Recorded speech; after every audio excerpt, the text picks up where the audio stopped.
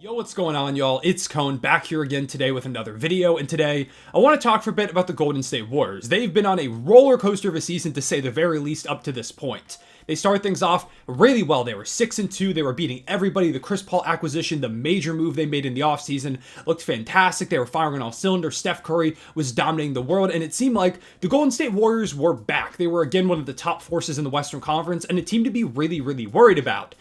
Since that point, it's been very, very up and down. They then, promptly after starting off 6-2, went on a 6-game losing streak to fall a couple games below 500. They then kind of traded some wins back and forth pretty consistently over the next week or so. After that, they went on a 3-game losing streak, then a 5-game win streak, including a win over the Boston Celtics in overtime at home, which felt like one of those games that could maybe turn their season around. It seemed like a win that the Warriors of old would have gotten, so hey, maybe this is a big moment for them. But after a win against Washington and Portland following that game, they've now lost 4 out of their last 6 contests, and over the past 4 days, over the course of their last 3 games, the wheels have completely fallen off the Golden State Warriors. Whether it's injuries, it's dysfunction, reports going out there in the media, everything looks bad for the Warriors at this point, and it seems like the dynasty that was once really, really solid has started to rip apart at the seams, which isn't crazy by any means. They've been really good since 2015. That's an absurdly long time to be one of the top teams in the NBA. The fact that they won that 2022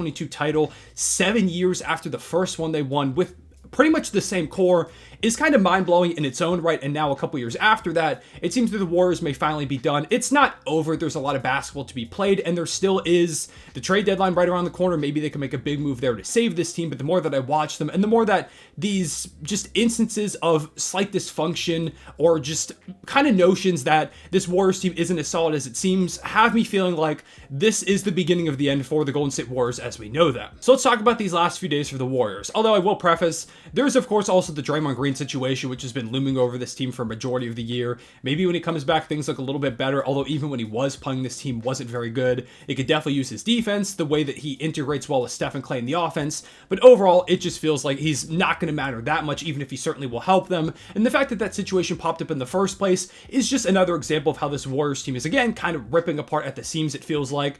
But let's talk about the past few days. So, January 2nd, they play the Orlando Magic, and they get a win against a really good Magic team. Out-duel Palabin, Kerr, Franz Wagner, Jalen Suggs, who's been playing great defense. Didn't really matter. Steph Curry puts up 36 points, and they go ahead and get the job done against a good Magic team. But the win did come at a cost. During this game, Gary Payton II ends up pulling his hamstring, and that's an injury that's supposed to now have him sidelined for several weeks. This has been a bit of a theme for GP2 over his recent career, dealing with a lot of injuries. There was that core injury that kept him from playing almost at all in his time with Portland after signing there. He's dealt with hamstring injuries. I think there's been ankle injuries. He just can't seem to stay healthy, which sucks because he's a very important defender, a huge X factor for this Warriors team.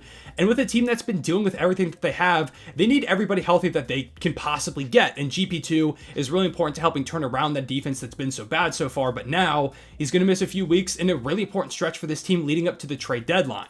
So that's a big blow, but they still do get the win. Next game, they face off against the Denver Nuggets, which for a moment looked like it was going to be another one of those statement wins. They led by 18 points with just 6 minutes and 50 seconds to go after a Wiggins bucket. They dominated the third quarter in typical old school Warriors fashion. Steph Curry looked amazing. Brandon Podziemski and Jonathan Kuminga, those young guys, were playing out of their minds. This was going to be a big win for the Warriors. Maybe it wouldn't turn their season around, but it certainly felt like it had the feeling of one of those games that at the very least get you some kind of momentum, the momentum that the Warriors have been desperately looking for. But you know what they did? They collapsed. They've blown a number of double-digit leads over the course of the season, and this one might have been the worst. They just could not get a stop whatsoever, scored just 4 points after going up by 18 with, I think it was exactly 6:51 to go. Nobody could get them a bucket. The Nuggets were unstoppable on the other end. Aaron Gordon, Nikola Jokic. Jokic ties the game up. Steph Curry has the ball in his hands. They're trying to take the lead, swings it past and just turns the ball over. Really bad turnover from Steph. Nuggets inbound the ball to Nikola Jokic, who hits a 40-foot bank three to go ahead and give the Nuggets the win. Not much you can do if you're the Warriors about that shot, but what you could have done over the course of the final 7 minutes of the game is get a single stop, score the basketball more than a couple of times. It was a horrific loss. Like, I understand you're playing the defending champions. You can't lose these games if you want to be taken seriously, if you want to be a championship contender, which the Warriors have not looked like all season, but that's their goal. So they fall apart down the stretch of this game. It was a complete disaster. Warriors fans are losing their minds, and it again brings up a lot of questions about one guy in particular in Steve Kerr.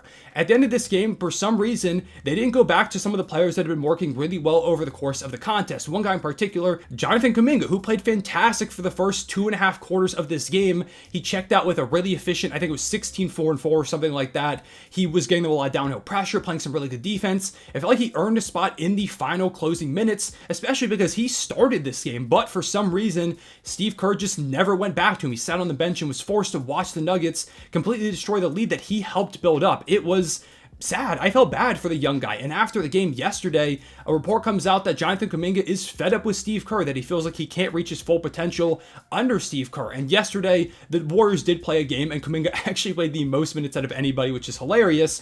But it seems like they might have mended things together. Steve Kerr said after the game that they had talked it out and that everything was good between him and Jonathan Kuminga, which hopefully is the case. But I don't know. The fact that that report got out, to me, it feels like it's a sign of dysfunction in the franchise, and it's a sign of what's been going on with Steve Kerr this season, where it feels like he just doesn't really have an idea of what to do with all these players. There are some times where the young guys, like a guy like Moody is a great example of this, where he's been playing really good this season. When you give him minutes, Moody typically produces, and the Warriors play pretty well, but for some reason, he's now racking up coaches' decisions, DNPs. Like, he hasn't played in, I think, 5 or 6 games. Even last night against the Detroit Pistons, a really bad team, he just would not give Moody any minutes. The Warriors fans were chanting, I believe, like, free Moody or play Moses, something along those lines. And eventually he actually did end up getting checked in for 6 minutes. But it's an example of what's been going on with Steve Kerr this season, where sometimes, at least at the beginning of the year, he went way more with the veterans than the young guys, and that was a disaster. Now, he started to play a lot of the young guys, but sometimes he still goes back to the veterans, doesn't give the young guys chances when they earn those minutes.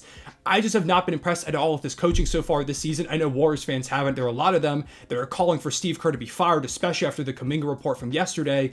And it's just an example of the dysfunction that's been hanging over their heads over the past few days. You cannot have a report like that come out when you're in the midst of trying to turn the season around. Oh, and after all this news comes out the same day, the Warriors have a game against none other than the Detroit Pistons, who march into Golden State and very nearly beat them. The Warriors do get the win, but it was really close. The Pistons had a lead within the final few minutes. They were tied for a good majority of this game. It was really back and forth.